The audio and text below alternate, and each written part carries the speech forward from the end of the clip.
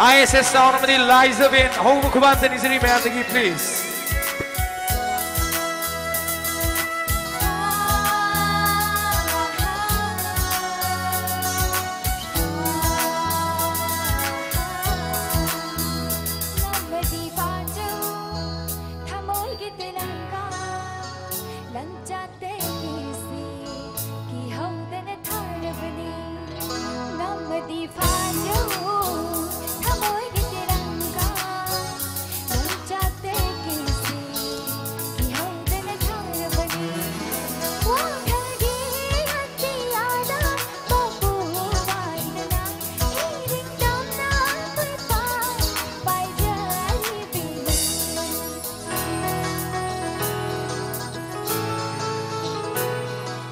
Humduna puriba ang awam malangsing ay gisagloni ng bunong sibagi sa humi.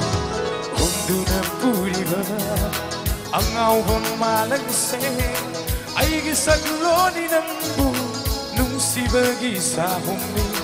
Ay giipong dani tao duna sa nariba ngaksen duna ng bunong पूरी बनी ऐसे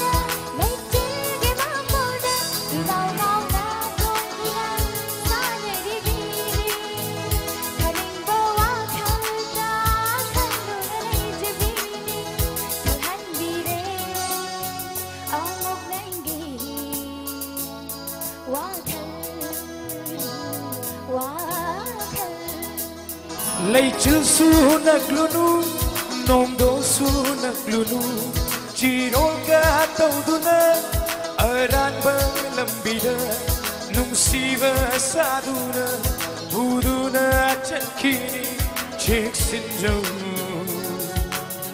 punsido mangjeni taklamoi punsido mangjeni taklamoi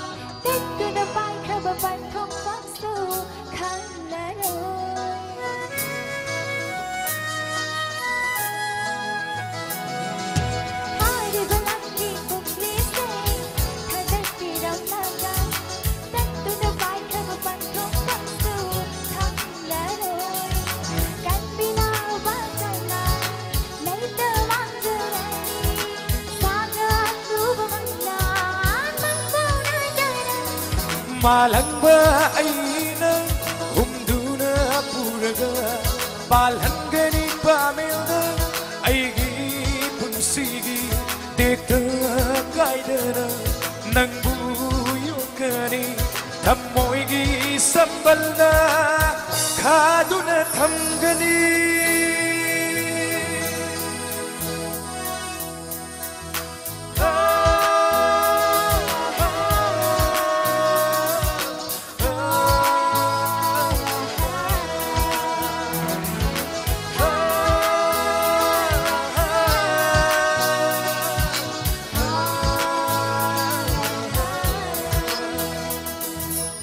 Hangachari